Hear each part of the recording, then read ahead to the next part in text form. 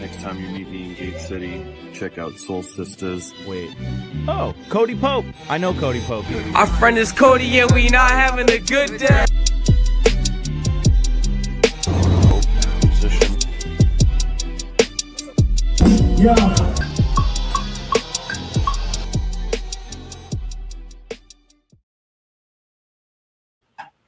Good evening, everybody. What's going on? Welcome back to Cody Central. Thank you guys so much for tuning in. As always, drop a comment. Let us know what city and state you're watching from. Facebook is down right now, but YouTube is alive and well, and we love the YouTube homies. So make sure you guys are hitting like, make sure you drop a comment, and make sure you subscribe to the channel. We got an awesome show in store tonight. We're going to be talking about music industry, art, creative works, all sorts of great stuff. Got a really special guest live in studio with us tonight. As we do every week, I'm going to run through some of the important artistic moments of my week, and we'll run through some events and get this thing popping. I'm excited to see where you guys are at. Let me see what's going on here. Shout out to everybody coming in from YouTube so far. So for music of the week this week, I picked two songs. First song is a new single that just came out. It's from Smith & Wesson. It's called Medina, featuring Pharoah Monch. It's a classic New York City hip hop track. They just dropped the single and the video the other day. Smith & Wesson is like one of the most notable hip hop duos from the 90s and the Duck Down movement.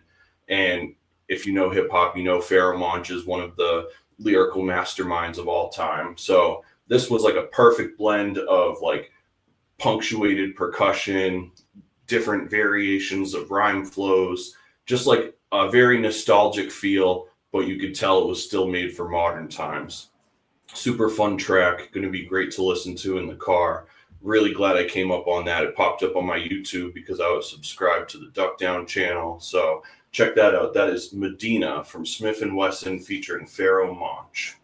And as always, as we like to remind you guys, not necessarily new, but latest album from Cody Pope and Byron G is available everywhere for you to listen to. So I'd like to take a moment to share a little more about that with you.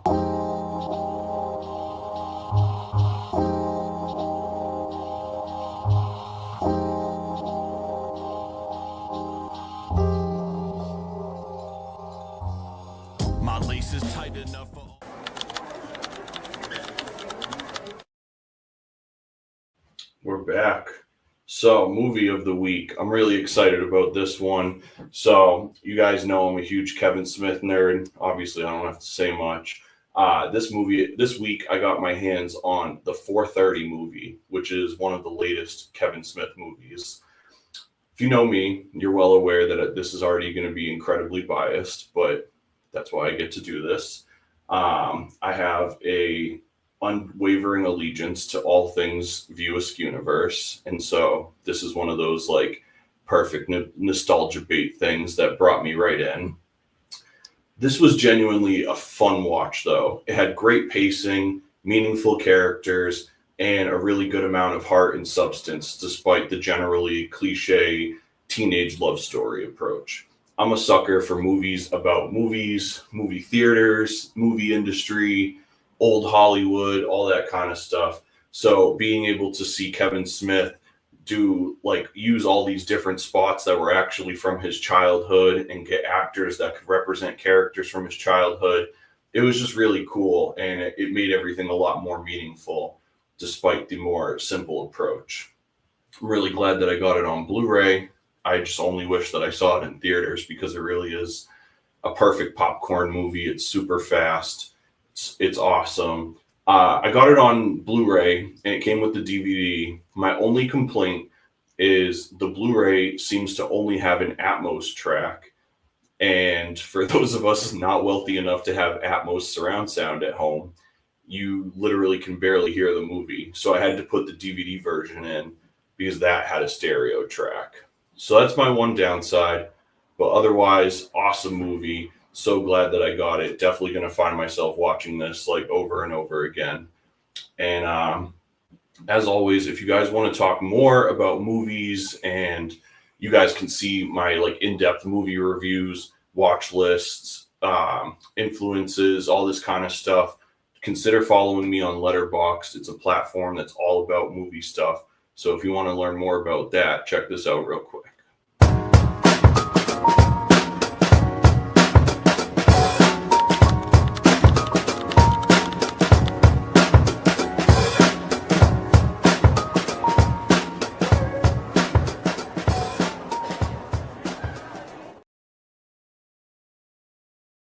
All right, guys, I'm going to run through some event listings here real quick. Give me 1 second, guys. What I want to do is see if I can. Just going to fix the Facebook feed for you guys, but you might have to just jump over to YouTube. Let's do this.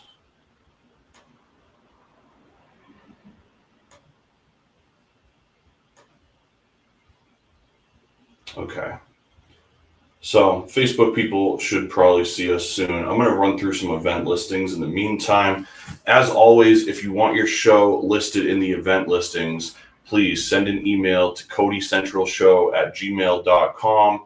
And any show that seems like something that I would get down with, something that I would be a part of, we will definitely plug it right here. So with that said, let me read off a bunch. Oh, actually, okay. Shout out to everybody that's hopping on. YouTube's actually, we just doubled the amount of people in the first few minutes. So that's great.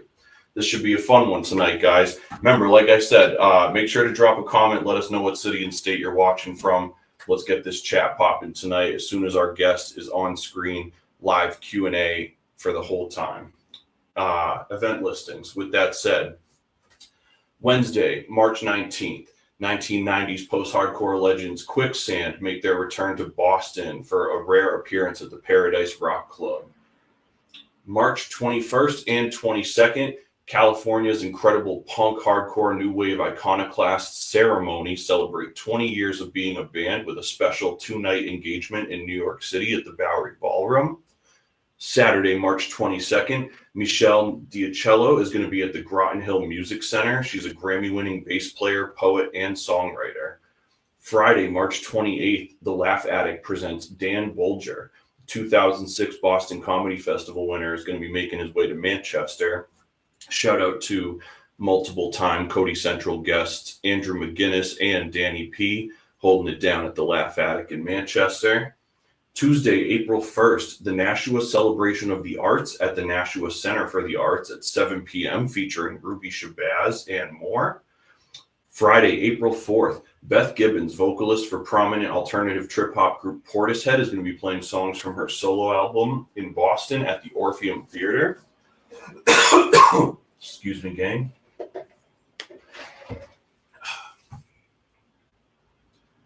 Sunday, April 6th, Milford & Co. annual motorcycle flea market at the Everett Arena in Concord, New Hampshire. The annual tradition returns for its 43rd year this year. Tuesday, April 8th, conservative military image and street power at Geno's in Portland, Maine. Chicago Hardcore's CMI and East Coast Hardcore's Street Power are going to be tearing it up at one of Portland's oldest venues. Tuesday, April 8th, Deftones are going to be at the TD Garden in Boston alongside the Mars Volta and Fleshwater. I don't think I need to say much more about that.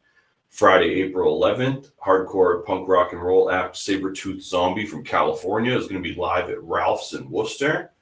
Also on Friday, April 11th, Murs, his final tour ever, is going to be going through Vermont with the one and only Mr. Burns opening up for him, and that's going to be at Afterthoughts in Waitsfield, Vermont.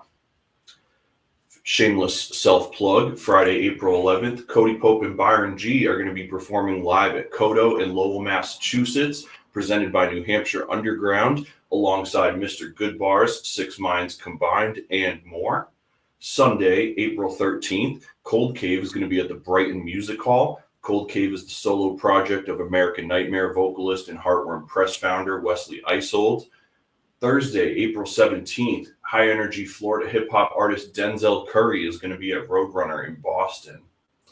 Saturday, April 19th, stand-up comedian Joe List is going to be at the Wilbur in Boston.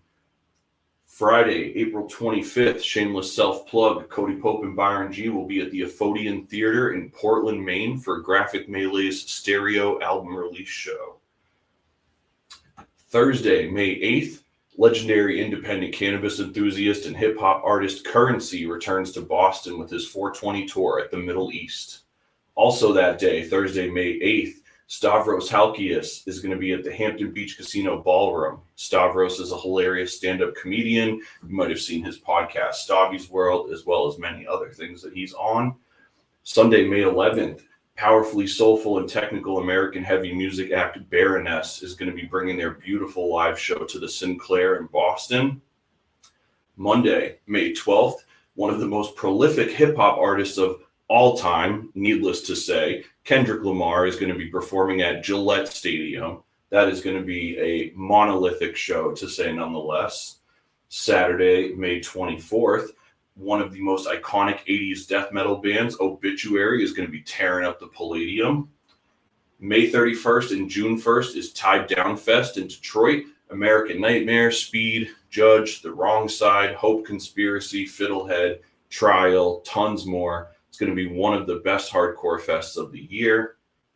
Saturday, June 28th, iconic Canadian post-rock group Godspeed You Black Emperor is going to be making their return to Boston for a long overdue rescheduled show at Roadrunner.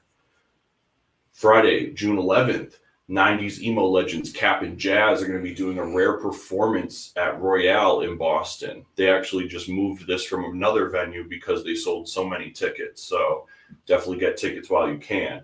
Also that day in Boston, Friday, July 11th, Wu-Tang Clan's final tour ever is going to be at the TD Garden in Boston, Mass. With Run the Jewels opening.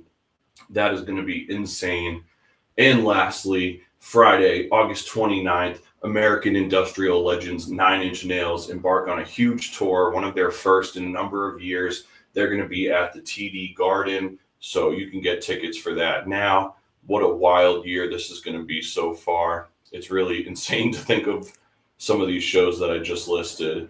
Like I said before, though, if you have a show or something that you want to have plugged, just hit me up at codycentralshow@gmail.com. And let me tell you a little more about how we do that right here.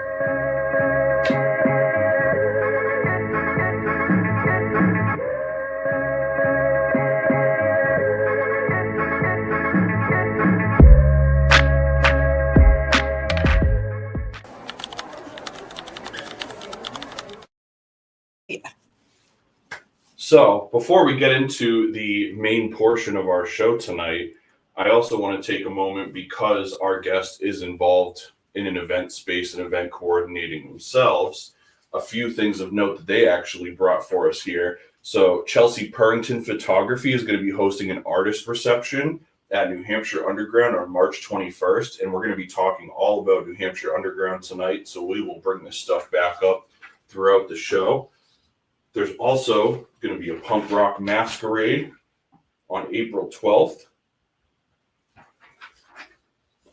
And we got a Night of the Fools show on March 30th. I definitely just should have done those in a different order, but we're here. So, guys, I'm excited for this one. I hope you guys are too. Let's get the comments bumping. Q&A is going to be live soon. So tonight's guest is a multi-decade music industry contributor who has done music concert promotion, artist management, and a lot more from Boston to New Hampshire and all over. Introducing the founder and one of the leaders of the artist collective and creative hub, New Hampshire Underground and Terminus Underground. Please drop a bunch of applause in the comments, and please welcome Eleanor Luna. Thank you so much for having me, Cody. Absolutely. It's great to have you here. How are you? I'm very well, very busy. Show season. Right. You just listed off a hella bunch of shows, and I feel that. Yeah.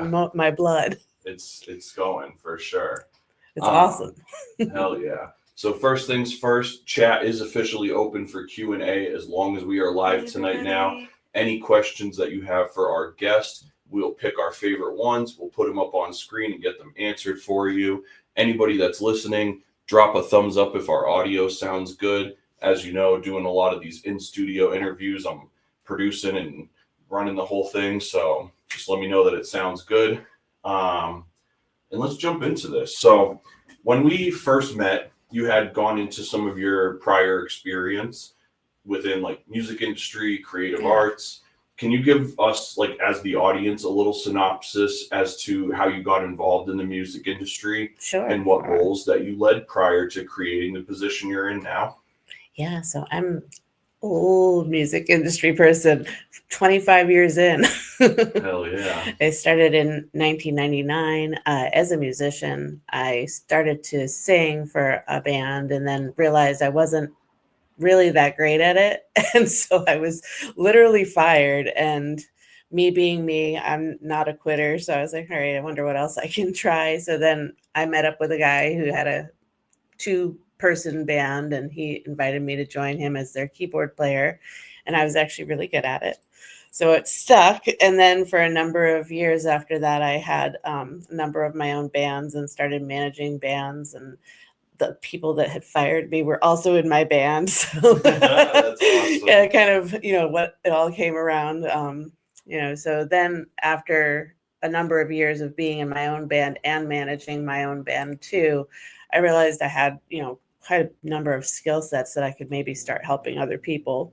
So I managed a couple other bands at that time and started to discover, music business was kind of my thing.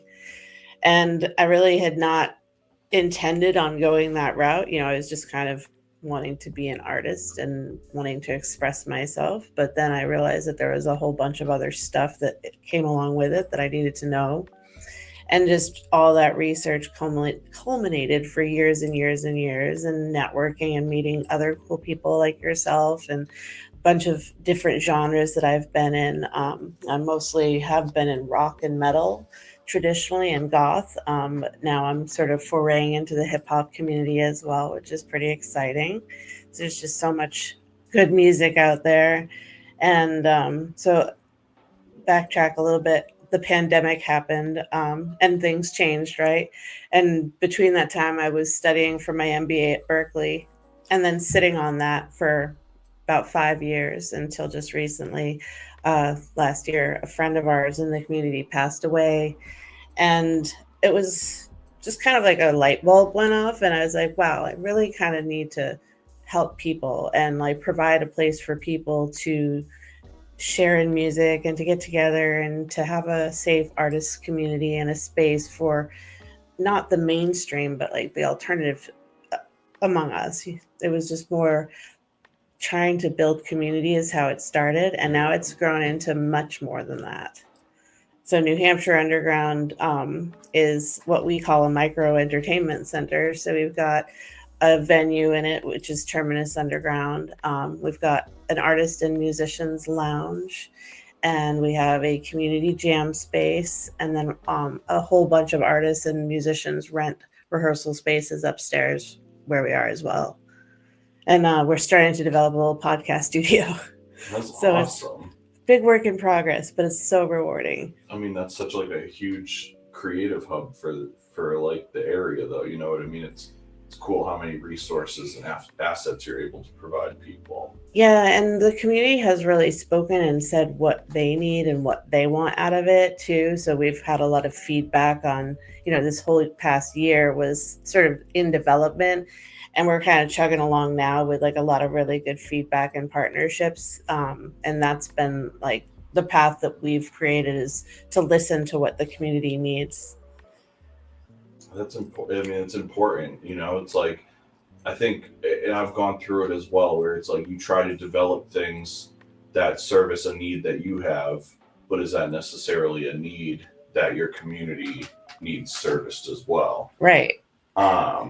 So that's a lot of different like moving pieces to have under one roof. It is. How do you manage all of those different resources? Do you have like a team that's kind of responsible for different parts of it, or do you kind of oversee each facet of that operation? So there is a small team, and we're, sort of building our teammates as we grow. But Andre, my partner, and I are, kind of the main pieces of it. He is from the band Dead Harrison. He's the lead singer, and he has had this space for 9 years. Wow. Yeah, and he's been developing it out to, kind of be, at first it was more just his rehearsal and his art space. But then once the other rooms in the building opened up this last year, which were previously storage rooms, then our vision became a little bit broader and we could bring a little bit more of our energy combined to it. So basically, if you walk into New Hampshire Underground, it looks like what is sort of an office, but there's a bar there. And we sort of call it a business bar because it looks like a bar, but we don't serve alcohol. It's just a co-working space for musicians and artists. But then his room is, twice the size of that. And that's what we turned into the venue. That's so cool. Yeah. Yes. And so he does all of the sound engineering. He does the lights because we've got professional quality sound, professional light shows. So when you go in there, it's not just a room. You feel like you've walked into another dimension. It's different, different than any other club you've ever been to. It really is. Is there pictures of it on like the website or anything? There is. Yeah, there's pictures on our website. I would love to just show people. Probably I got to see it in person. Yeah. So it really is like a sight to see when you're there in person. Were you there before or after Halloween? Do you remember? I believe it was after. Okay, so some of the stuff. Like, I want to say it was like, it had to have been December because it was Okay. after Holiday Stroll. Yeah, so some of the stuff has been updated even since then, and has become even cooler, if you can imagine. That's awesome. But there might not be like the most updated pictures on the website, but there certainly are on all of our social media. We take pictures all the time. Right. Check this out, guys. Ready? I'm gonna share this with you guys so you can see what we're looking at here.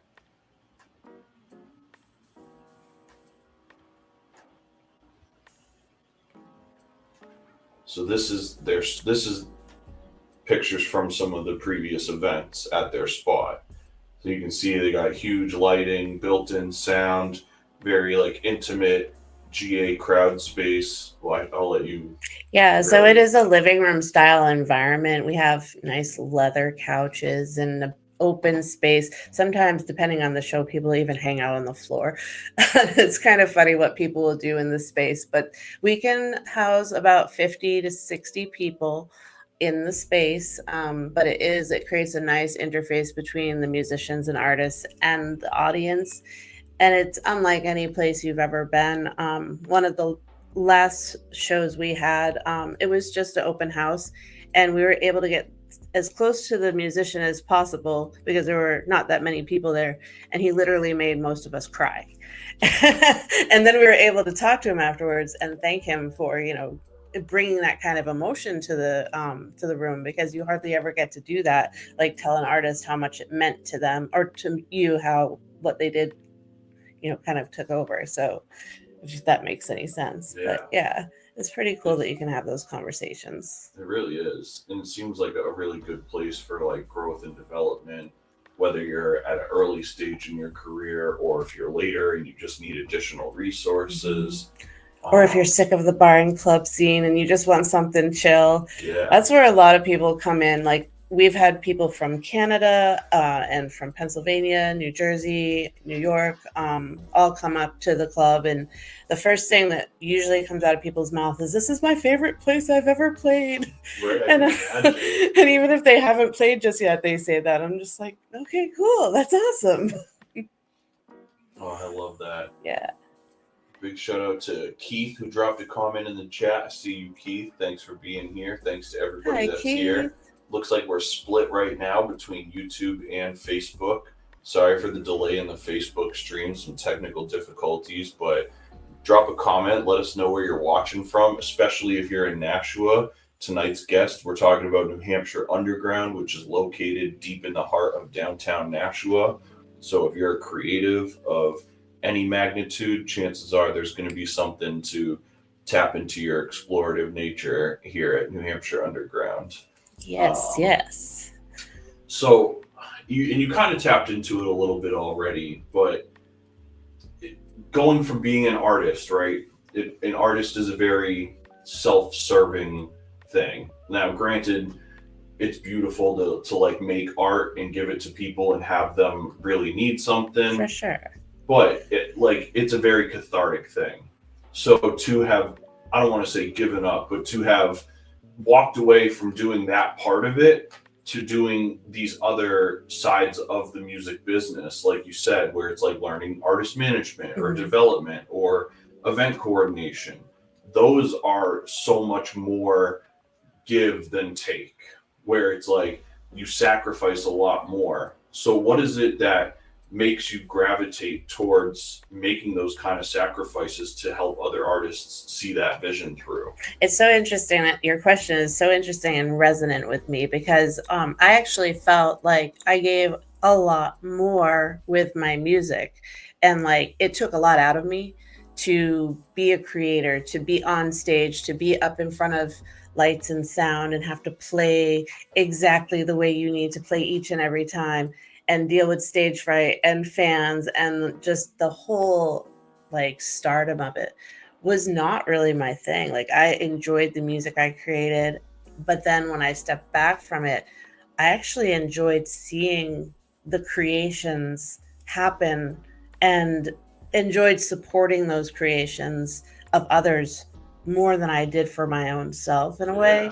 And it, I don't know, it just made me feel like I was doing something and giving back more than I ever would as a musician, because I'm able to push more voices and more, songs and more artistry that way.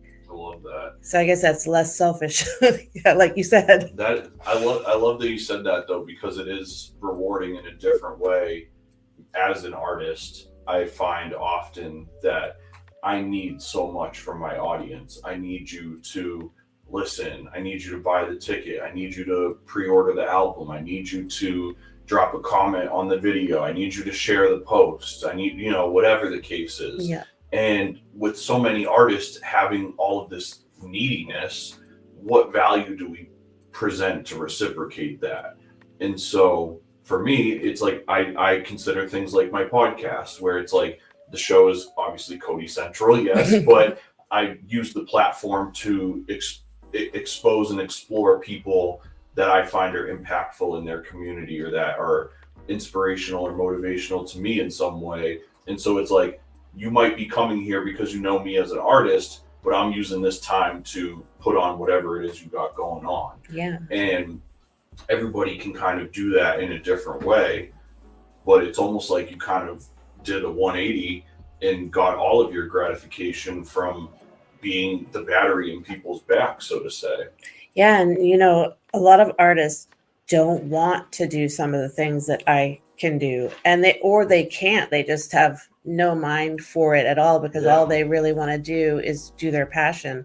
And that's where I find I just kind of slide right in and say, hey, this is what I can help you with. And what we do over at New Hampshire Underground, it's not for any kind of a money making thing. We're not like the typical promoters that are looking how we can get paid. We are genuinely trying to help other people. Yeah. And so we do it based on membership, like almost like a health club, but it's a music and art club.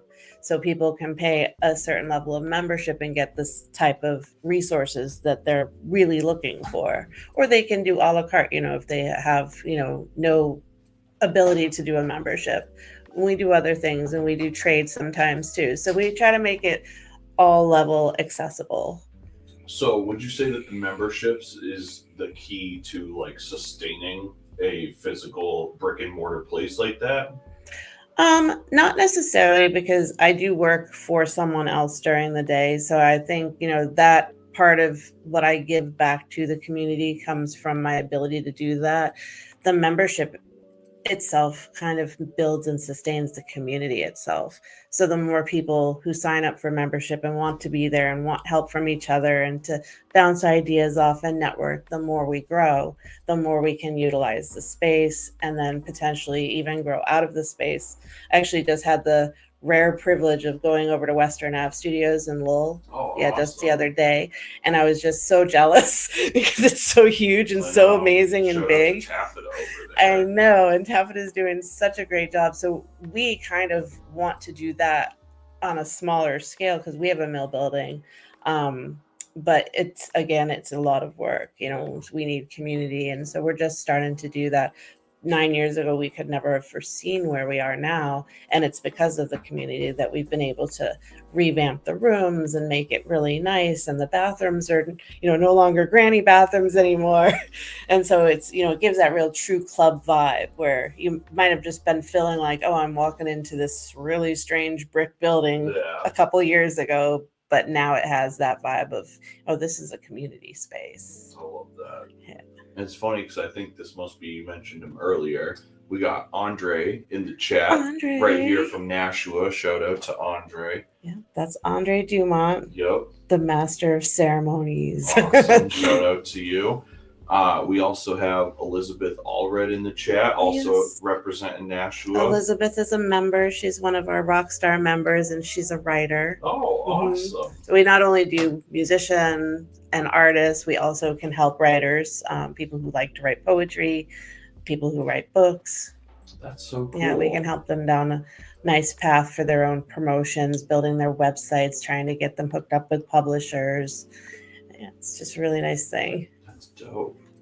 And a big shout out to Jen in the chat. Jen is a longtime Hellhound supporter. Jen is currently building up a Scentsy business. So if you've got interest in that, shout out to Jen. Check her out.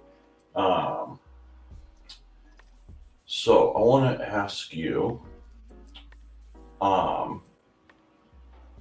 what do you feel is the most impactful offering that you provide from the space right now? Good question.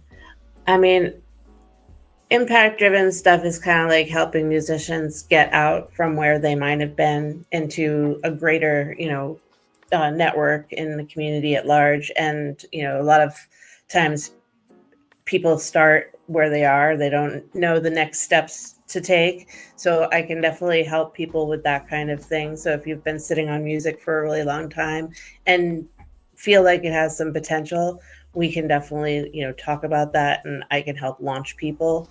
So that's a very powerful thing. I've launched a couple people.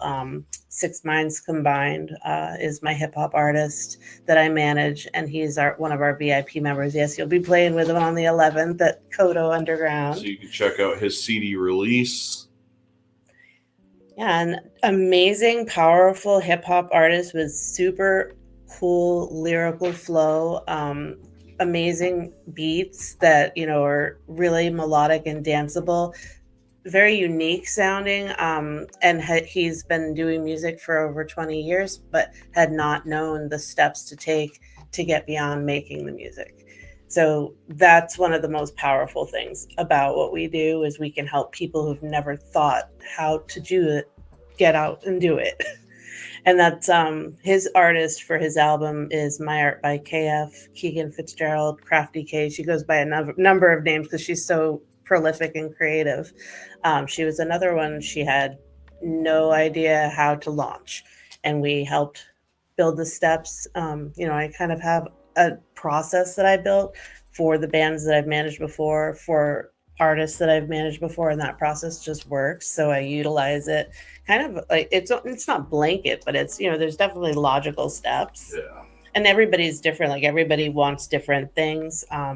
Some people don't want to be famous. Some people really want to be famous. So it just depends on, what your goals are. Our buddy T.O. Beats in the chat said, oh, like me doing 20 years of beats and doing nothing with them? If you're sitting on some good beats, we can help you. You can always send me beats. Yeah. I will always write to your beats, please. And Six Minds Combined is looking to collaborate with anyone. That's one of the things that we have with the community jam space that we have over there, is you can collaborate there. You can hook up with any type of artist. We can fit up to 5 to 6 people in the room, or you can just solo jam. I think you could probably even get away with recording there on some days when all the bands aren't playing, but it's not ideal. That's really cool. But like scratch tracks and stuff you can do. Mm-hmm. So I feel like some of our experience parallels, yeah, and then sure. It's also like vastly different at the same time. And so doing the record label, shameless plug, Hellhound Publishing. Please go to hellhoundpublishing.com and buy all our stuff.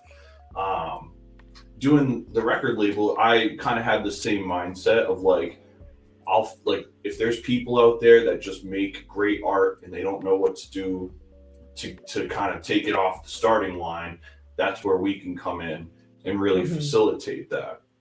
And I love doing that. And I've been so fortunate to be a part of so many records. Last year, we just put out our 15th record through Hellhound. Awesome. And so it's really rewarding, but it's admittedly very taxing on the soul and financially and everything else to develop an artist that is years into their, I guess you couldn't say career if they haven't launched yet, but if they're many years into their artistry and now they're looking to take it to the next level, I found there's a lot of obstacles that come with that, and it took me a long time to kind of learn how to navigate those hurdles and figure out that like one infrastructure may not apply to every kind of artist. For sure. Can you tell us about some of the hurdles that maybe you faced dealing with artists that don't have that business background and trying to develop that for them after they've kind of been situated in their own creative habits for so many years? Sometimes, yes, it can be a thing, and a number of people who are in management can probably relate to this. It can be hard to lead a horse to water and watch them not drink. That's happened, I would say, a handful of times for sure, because some people just have entrenched mindsets of how much they can do or how little they can do. I try not to think with limits, because I feel like the more positive you are and the more open you are to opportunities, whether they're traditional or non-traditional, the better your experience as a musician is going to be. But I feel like I've heard I can't a lot, or that doesn't work that way a lot, or it's like supposed to be like this so many times. And I literally get mad at people and mad at the industry more or less, because the industry sometimes sets these standards too. And there's these, I'm sure, like, a lot of people who've been in it like us for a while have butted up against, but that's not industry standard. And I'm like, fuck industry standard. Exactly. I'm going to go and do something outside the status quo. Like, the standard has held me back for all these years. Why am I going to keep waiting for its validation? Yeah, and that's where the DIY movement has come so far. Now that we can do all this stuff ourselves, like we can do our own podcast, we can make our own shows happen, we can build our own communities within our communities and network. We don't really necessarily need industry. Yeah. We are the industry. We are what we make the industry, because it's, this is a creative economy, and it might not be the largest economy, but it is an economy.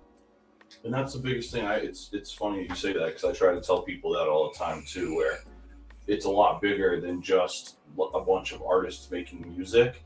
It takes an infrastructure of businesses to facilitate art being distributed. And so the more of us that can get involved on that side of things, the more that your local economy can, you look at a place like Nashville, for example. There's a reason that so many artists can build insular careers in Nashville, because they have the recording studios, they have record pressing plants, they have merchandising places, they have countless venues of all different size, from intimate to theater and arena and whatever else. They have radio platforms that are still largely in play, both terrestrial, satellite, whatever else. And so artists can make a comfortable life and provide for their family and never have to really leave that regional area. And that can, I don't say it's easy, but I definitely do think that can be developed in a lot of areas, especially a place like Nashua that is so. We are Nashville. Exactly. I think, in the microcosm. So we have over 90,000 people here. There's tons of square footage that's not being used for art stuff of any capacity. And tons of artists and tons of talent. Yeah. I'm not from here originally. I'm originally from New Jersey, and then I lived on the Cape, which is like a tiny little fishing village. But I came up here for music, and I stayed here because of music, and it's just grown differently and grown in lots of different ways. But this area is just so jam packed full of talent that I can't believe it. It really is. Like we have so so much opportunity here. What is one of the biggest things you've wanted, and I don't mean biggest necessarily in grandeur, but just in importance to you? What is the biggest thing that you haven't accomplished with New Hampshire Underground yet that you're still trying to kind of like check off the checklists eventually? I want more people to come out to Terminus. I mean, we've had a lot of really great shows, but Terminus is probably one of the coolest venues around, and we put on really, really, really good shows. And the sound is really good too. So I'd like just to see more bodies in the door. I could definitely get that. We also have a Cape Cod represent, the homie T.O. Beats said I grew up in Hyannis. Holy shit. I grew up in Chatham. There we go. Shout out to Chatham the Sun, by the way. Old rapper friend of mine from New Hampshire.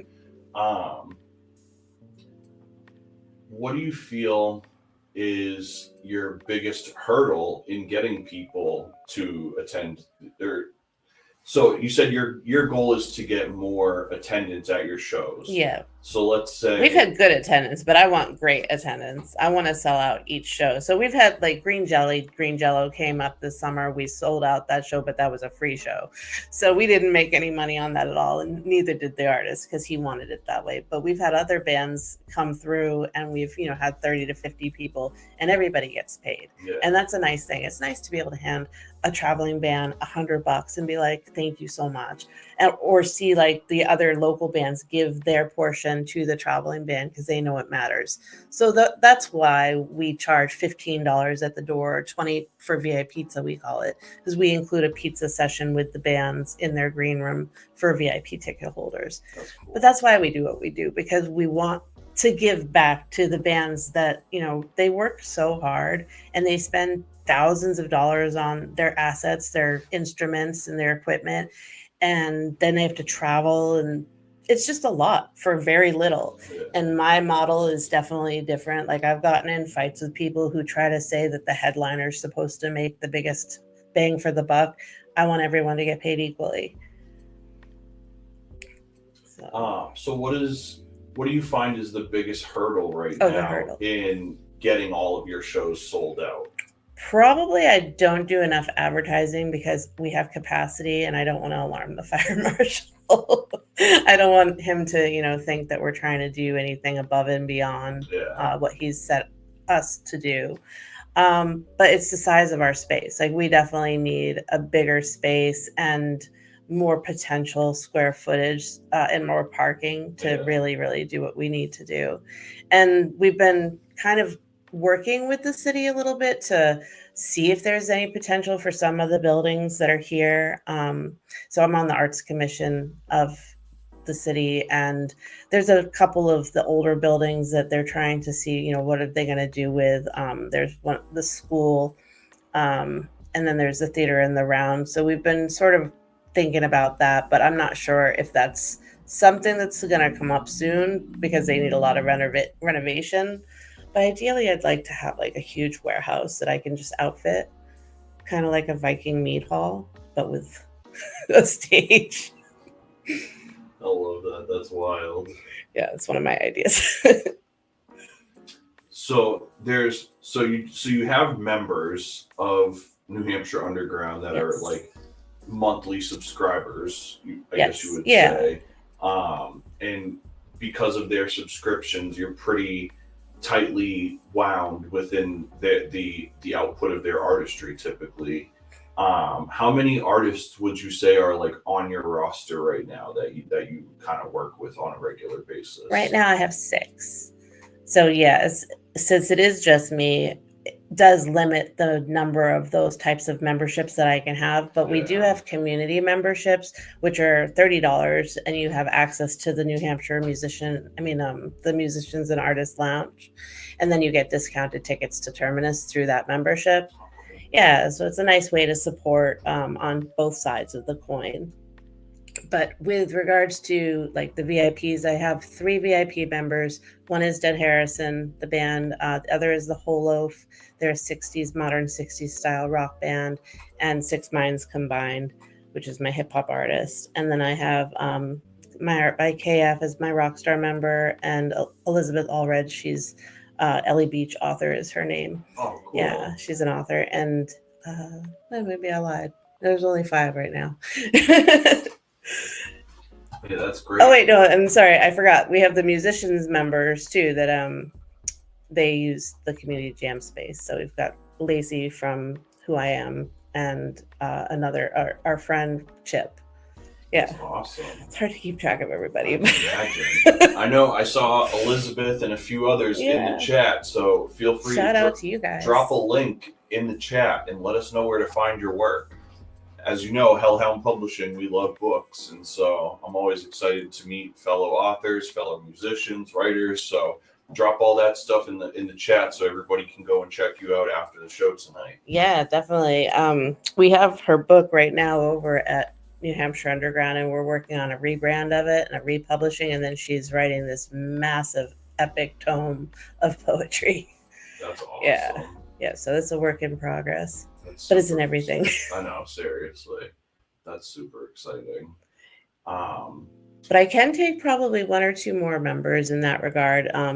Certain people are looking for that level of support.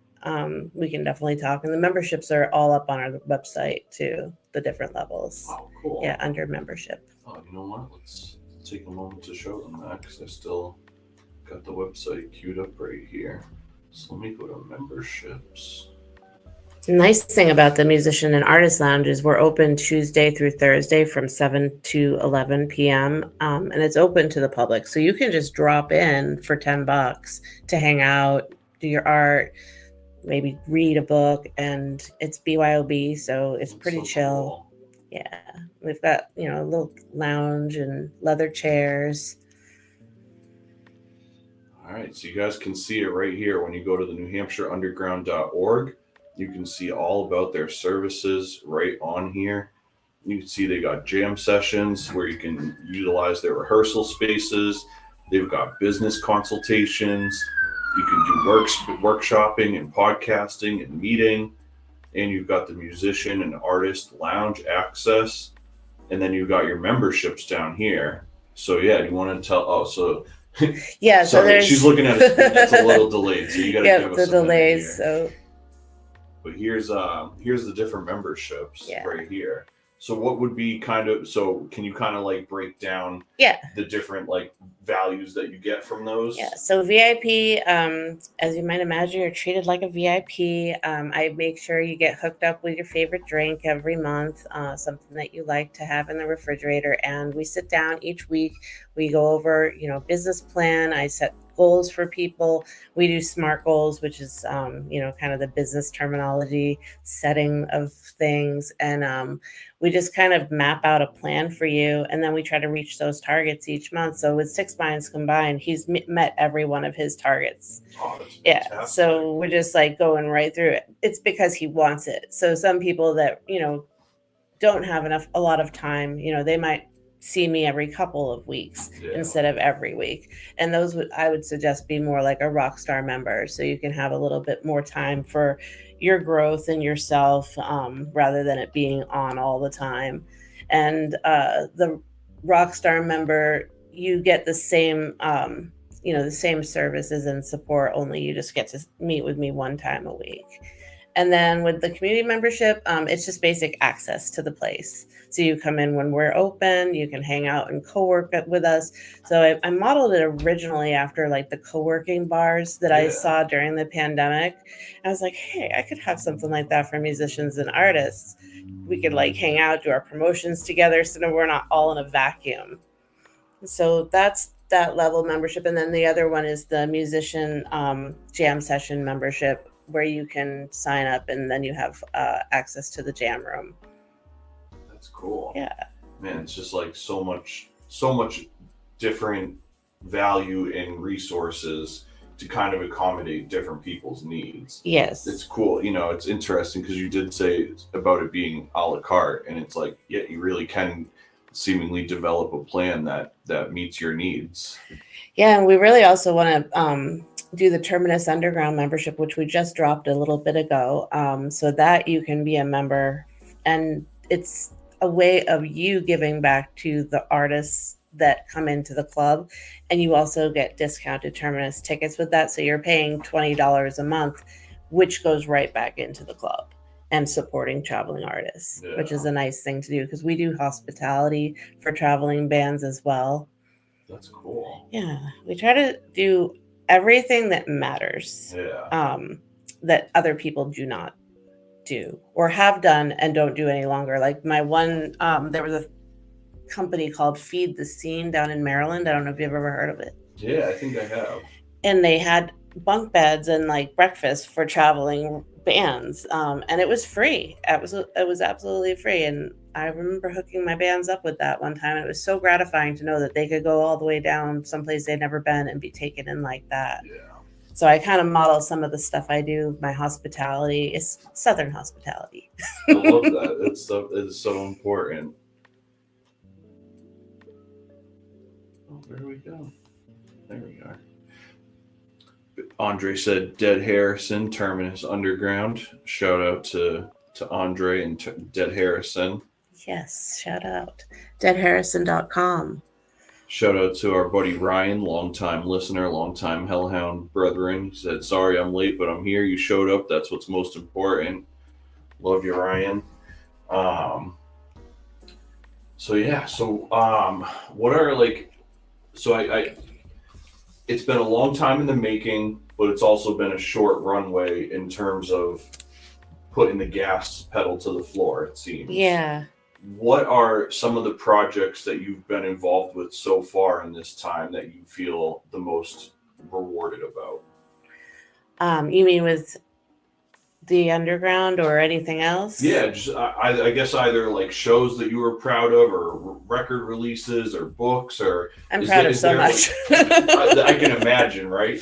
Is there one in particular, or a couple that were a lot more challenging to get across the finish line? Not particularly. Everything, I don't know, I maybe have like the Midas touch, and I don't want to, I better knock on some wood, but all of our shows have really gone off quite well without a hitch. We've never had like any problems go down, and they've all been just super fun. Some of the more notable ones, like I said, the green jello one, where they brought like 1,000 pool noodles into our small space, and those big blow up Halloween things that you put on the lawn, they were all up in it, and they were literally falling all over each other and us, but playing like the best punk rock music, you know. And it was a really cool thing. And William Manspeaker brought his Pool Noodle Express bus, and then we got to put Terminus's sticker on it. So that was really, really gratifying. That's so cool. Yeah, and then I would say the most memorable one when we had the band Gira from Manchester, New Hampshire, which is they're like a post-metal instrumental band, very obscure. And I had heard them one winter and just fell in love with them. And not much makes me feel something that way in music. And they really did. And then they asked me if they could play at Terminus. And I was just blown away by that because they don't know me from Adam. So I'm just like, wow, one of my favorite bands asked me if they could play. So that was pretty freaking cool. I'm not going to lie. And then I think outside of the Terminus spectrum, getting involved more with the city has been super cool. And I was able to work with Tom Lopez, which is one of our aldermen here. And he runs a group called Involved to Impact, which I'm also on the board with. And it is an incubator group for other small nonprofits. So we were working with veterans, and we built out this really beautiful event on 4th of July in support of veterans. And I had never really done anything with the city like that before, but we brought 150 people in. We were able to feed 40 veterans that day. And it was really nice because, we usually think of like 4th of July fireworks and, all the Yeah. bells and whistles, but a lot of veterans who have PTSD don't want to even deal with that. Yeah, that makes sense. Yeah, so we were able to partner with Stan over at Liquid Therapy, super nice man, and Liquid Therapy is in an old firefighters building, Yeah. Old fire station, and it was just really cool. Like that one was one for the heartstrings. That's super rewarding. I can Yeah. totally get that. It's nice to just have like validation of your efforts. Like you can kind of see the immediate effect of like, man, what I'm doing really does have a huge impact on people. That's so cool. Yeah, and you do end up making lasting friends too with people who know that you care about them. So I think our shows, they run the gamut of like every different genre. We do everything. Like I'm not even opposed to doing like really super obscure noise shows. Yeah. And we had a promoter came in and brought in some noise bands. One of them brought up the biggest cab I've ever seen. He played for 3 minutes and left. And that was it. Another one broke glass on stage, and that was part of their show. It was just the weirdest stuff, but I'm not opposed to it. I guess there's an audience for everything, right? Yeah. And when you say underground, you got to mean it, right? Yeah, true. Good point. Speaking of that, I guess, is there any like genres of music or any even like style of art show that you haven't done yet that you're like really excited about hopefully doing in the future? Well, I am doing a punk rock masquerade, and I'm kind of excited about that. And that's coming up the day after your show, Cody. So I'm doing 2 back-to-back shows. That's the 12th at Terminus Underground. It's our punk rock masquerade. And I've got some of my favorite horror punk artists on there, and a band that's coming from Vermont called Valerie Falls, and they call themselves sad maple flavored punk. That's awesome. Yeah, and so they're on there. Rags to Stitches, Marianne Toilet and the Runs, and Lobotomobile. And I had this crazy idea. I was like, well, I love masquerades, but what if we just like went all punk rock and we could wear the masquerade masks with our punk rock outfits and just, rock out and have a beautiful night. Yeah. And so as soon as I said that, my art by KF Keegan, she got it into her head, and she's now made like 25 masks, and they're all super beautiful, and she's going to sell them, and we're going to have a vendor spot there too for her, and another couple of artists, Lad Art out of Manchester that does some really cool visual art, and then Mystics, which is a jewelry artist. So it's a huge kind of night of art and fun and punk rock music, and I hope a lot of people will come out to that one. So that's super rad. Andre jumped in the chat and he said goth and or industrial. Yes. That seems like would be a perfect fit, New Hampshire Underground. Yeah, we need some boot stomping fun like that too. Yeah, we're thinking like, what if we did a goth night? That would be awesome. That would be really wild. Yeah, we haven't actually had a goth night. We had an EDM night, and that was fun. But a lot of the EDM dancers, they like to dance. And we don't have a big enough space for some of them. I know, some of that stuff is wild. They start busting out the hand lights and all that. Yeah, the flow artists. We did have a horror flow artist during our Halloween show, and she did her stuff outside, but she did projections of some of the horror movies onto flags and then danced to like 9 Inch Nails and Rob Zombie. It was pretty cool. Yeah, that's cool. Yeah. Now, this just popped in my head because it's purely selfish, but how would that space acclimate for something like a movie screening? Oh, we have had a movie screening. Really? Yeah, it's actually not bad. That's super Yeah, cool. because it's living room style. It's very adaptable, and we stretched, those 2 poles. We stretched a screen. We had a person who was let me see, how do I describe her best? She's a trans activist, and she's a rapper. Oh, cool. Yeah, and she's a gamer, and so she does. Oh gosh, now my brain is going to stop me from thinking of it. But she was just one of the best rappers I've ever seen in my life, and she did this whole like transition story. So it was really cool. So we are a safe space, as well as being like an amazing music club. We also want people to know that LGBTQ friendly and all that. But yes, to answer your question, we certainly can have a movie night. That's so cool. Especially if there's movies in rapping. I know, right? That would be super cool. Yeah. I am all about that. Man, it's been so cool to really like dive into how much you have going on with the space. What do you feel like is the most important takeaway for somebody to walk away with when they learn about New Hampshire Underground? So I would like everyone to know that New Hampshire Underground is really a place for like music connoisseurs, people who really love music. People who are not looking to go out and, go to a party or go to a bar. It's a place for real live music lovers of all kinds. And you can bring your own alcohol. We don't promote like, getting drunk. We don't want anybody to feel like that they can just come in and party, but we want it to be very comfortable for everybody. But especially the people that really value local live music, we want them to come. That's awesome. Yeah, and we're just going to keep on having more shows. Last year, it was one show a month. This year, it's more like 3 or 4 shows a month.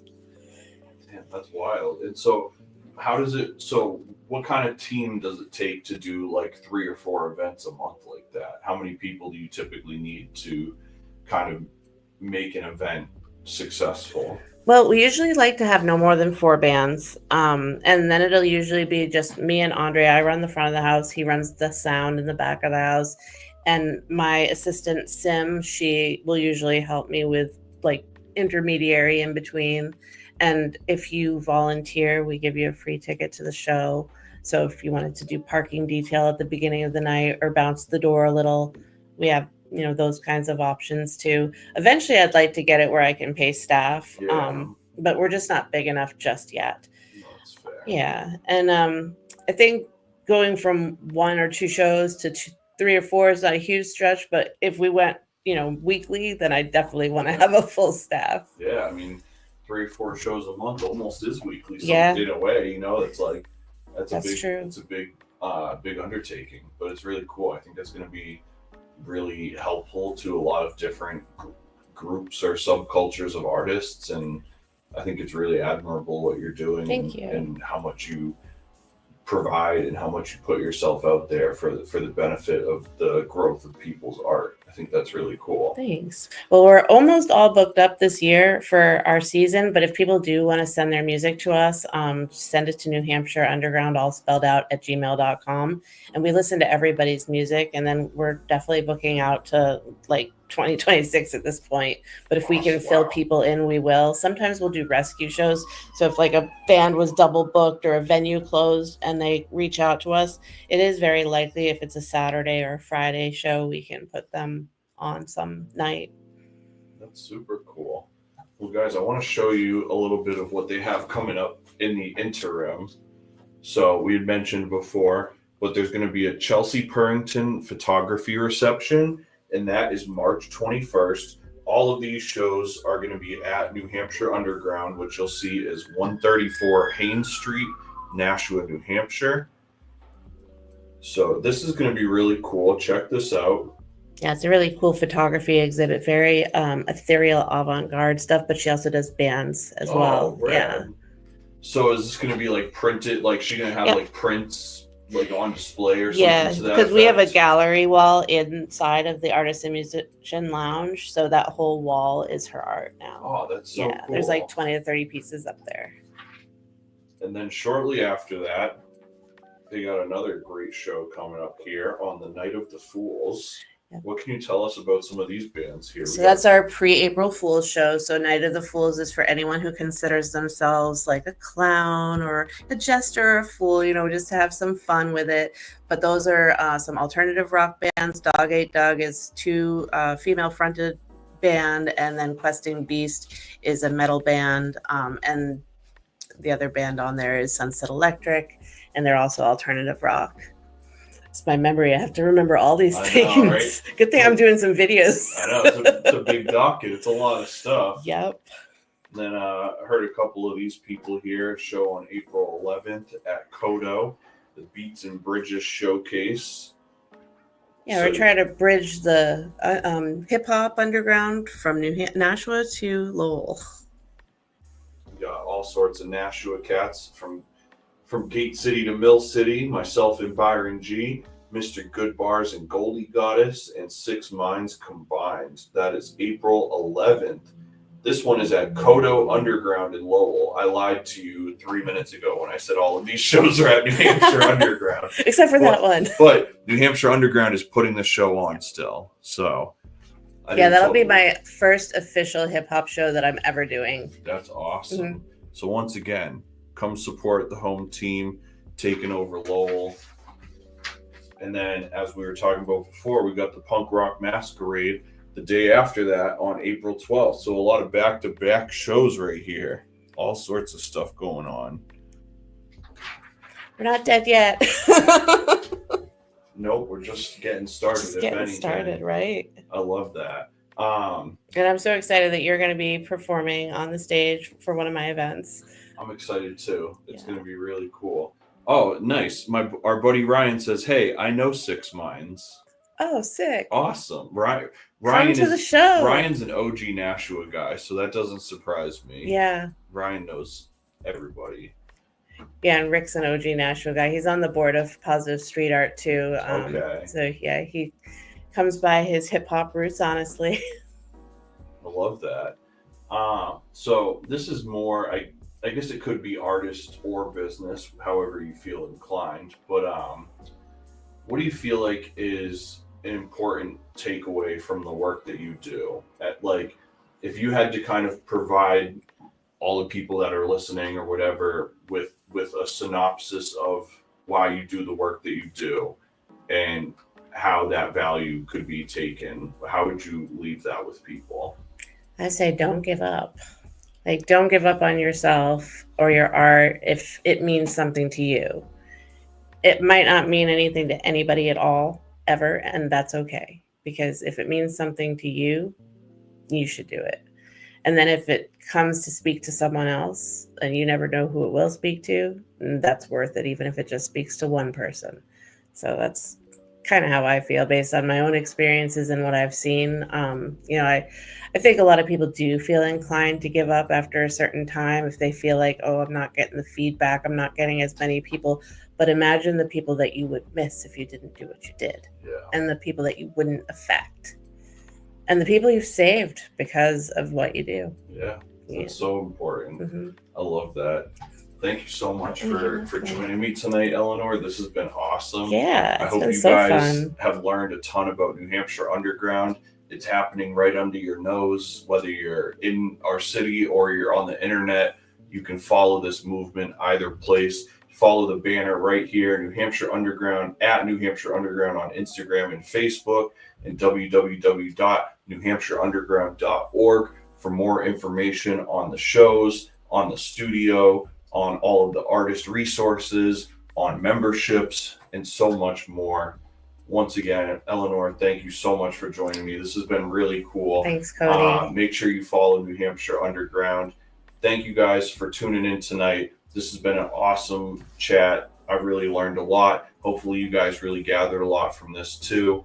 Once again, make sure you guys go to newhampshireunderground.org. We will be back next Monday, same time, same channel, 8 p.m. Eastern, right here on YouTube. Until then, listen to Giant Steps in Gate City. Stay safe and good night. Good night. Cody here. Thank you so much for tuning in to another episode of Cody Central.